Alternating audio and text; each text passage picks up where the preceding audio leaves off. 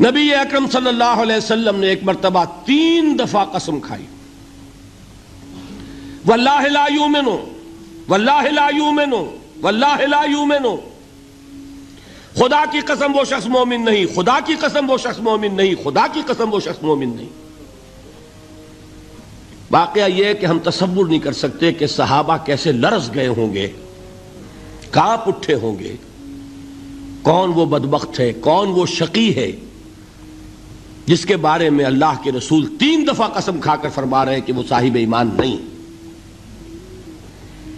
قیل من یا رسول اللہ، کسی نے ڈرتے ڈرتے پوچھا ہوگا اے اللہ کے رسول کس کے بارے میں ارشاد فرما رہے ہیں؟ اب جواب سنیے، الذی لا یامن جارہ بوائقہ، وہ شخص کے جس کی ایذا رسانی کی وجہ سے، جس کی بدخلقی کی وجہ سے اس کا پڑوسی امن میں نہیں ہے۔ یہ کوئی گناہ کبیرہ ہے؟ آپ کی فہرست میں تو گناہ ہی نہیں، کبیرہ کیا سوال، صغیرہ بھی نہیں۔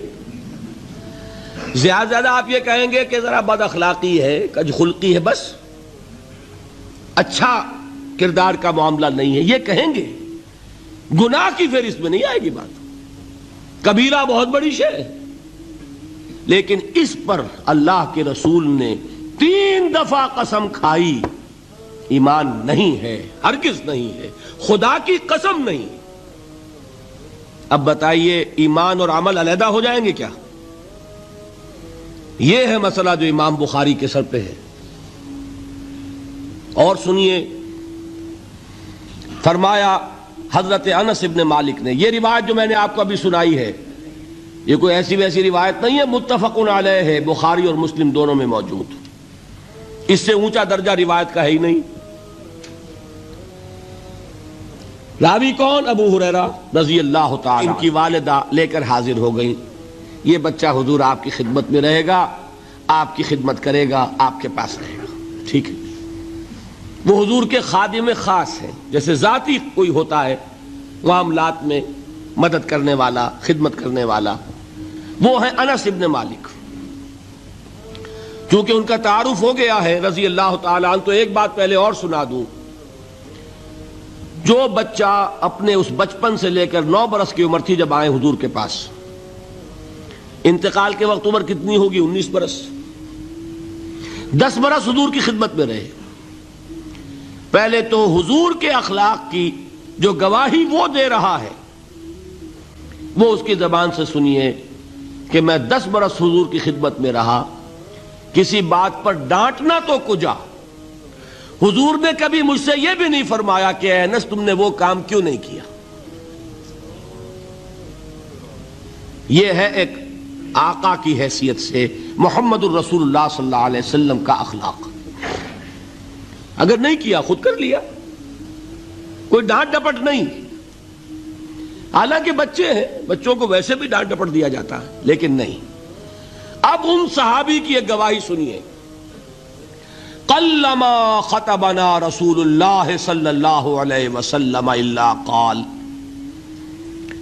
فرماتے ہیں کہ شاذ ہی کبھی ایسا ہوا ہوگا کہ حضور نے کبھی خطبہ ارشاد فرمایا ہو اور اس میں یہ الفاظ نہ ہو۔ الفاظ سمجھ رہے؟ جب بھی خطبہ دیتے تھے آپ یہ الفاظ ضرور فرماتے تھے، شاذ کبھی رہ جائے تو رہ جائے، قلما خطبنا رسول اللہ صلی اللہ علیہ وسلم الا قال، کیا فرمایا؟ لا ایمان لمن لا امانت لہ ولا دین لمن لا عہد لہ، جس شخص میں امانت داری نہیں اس کا کوئی ایمان نہیں، جس میں ایفاء عہد نہیں اس کا کوئی دین نہیں۔ بنا پھرتا ہو وہ دیندار، بنا پھرتا ہو وہ صاحب ایمان اور امتی حضور کا، امانت داری نہیں تو ایمان نہیں، ایفاء عہد نہیں تو دین نہیں۔ کس کا فرمان ہے؟ کسی آج کے زمانے کے مفتی کی بات نہ سمجھ لیجئے گا کہ جس کو آسانی سے آپ چاہیں تو رد کر دیں، یہ محمد الرسول اللہ صلی اللہ علیہ وسلم کا فرمان۔ اور سنیے پھر ایک متفق علیہ روایت بخاری اور مسلم کی، راوی پھر کون ہے؟ ابو ہریرہ رضی اللہ تعالیٰ عنہ۔ فرماتے حضور نے ارشاد فرمایا لا یزنی الزانی حین یزنی وہو مومن ولا یسرق السارق حین یسرق وہو مومن ولا یشرب الخمر حین یشرب وہو مومن. کوئی زانی حالت ایمان میں زنا نہیں کرتا. کیسے ممکن ہے؟ ایمان ہو اور زنا ہو جائے، پھر وہ ایمان دھیلے کا ہوا؟ کیا قدر و قیمت اس ایمان کی؟ وہ تو اٹھا کر پھینک دینے کی چیز ہے.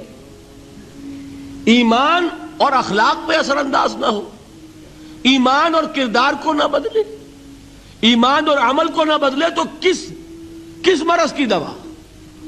پھینکو اٹھا کر.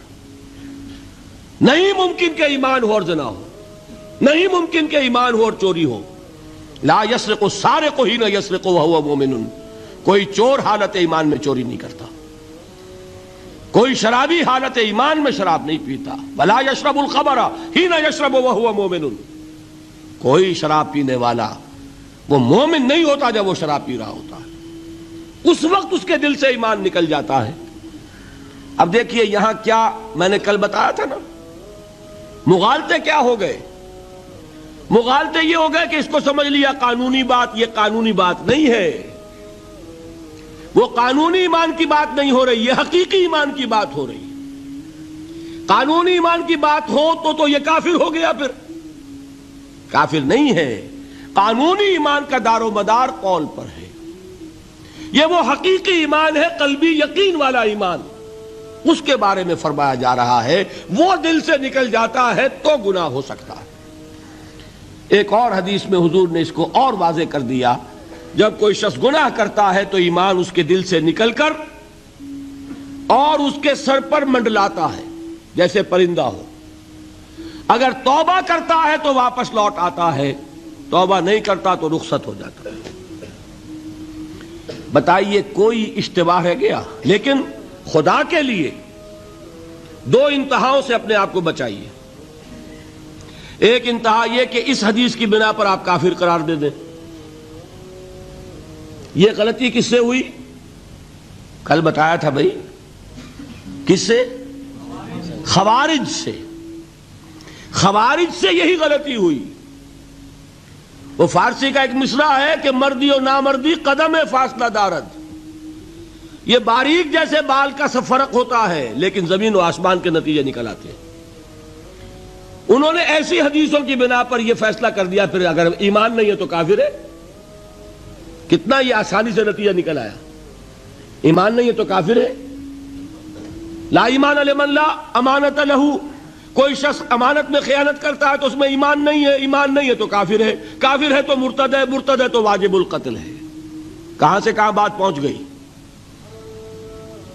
بہت بڑی غلطی، بہت بڑی گمراہی. دوسری طرف ایک ہمارے ہاں اور انداز ہے کہ وہ جنت و دوزخ کے فیصلے اور قیامت کے اور آخرت کے فیصلے بھی قانونی اسلام کی بنیاد پر کرتے ہیں. انہیں یہ سمجھ لینا چاہیے یہ قانونی اسلام دنیا میں مفید ہے، آخرت میں وہ یقین والا ایمان ہوگا تو مفید ہوگا. یہ چیز ذہن سے نکل گئی. اور برا نہ مانیے، یہ اہل سنت کے اکثر عوام کے ذہنوں سے یہ بات نکل گئی. وہ یہ سمجھتے ہیں ہمارے پاس سرٹیفکیٹ ہے، ہم مسلمان ہیں، مسلمان ہیں تو صاحب ایمان ہے، صاحب ایمان ہے تو جنت ہم پر واجب اور دوزخ ہم پر حرام. یہ آپ کے دل میں لکھا ہوا ہے کہ نہیں؟ جب دل میں یہ لکھا ہوا ہوگا تو پھر کرو گناہ. کیوں نہ کرو؟ کیوں حرام خوری نہ کرو؟ کیوں رشوتیں نہ لو؟ کیوں بددیانتی نہ کرو؟ جبکہ دوزخ تو آپ پر حرام ہے ہی ہے، آپ کو کوئی چیز نقصان پہنچا ہی نہیں سکتی. یہ مرجیہ کا عقیدہ تھا اصل میں. یہ دوسری انتہا تھی جو آج اہل سنت کے اکثر لوگوں کے دلوں میں بات بیٹھ گئی، عوام کے اندر، جہلا کے اندر. ان دونوں چیزوں سے بچیے. تیسری ایک غلطی کی اہل تشیع نے. انہوں نے کیا غلطی کی؟ ایمان اور اسلام کے فیصلے دنیا میں کرنے لگ گئے. فلاں مومن تھے، باقی سب مسلم ہی تھے اور باقی سب منافق ہی تھے. یہ فیصلہ کرنے کا کسی کو اختیار نہیں. دنیا میں فیصلہ صرف یہ ہوگا کہ کافر تھا یا مسلمان، چھٹی۔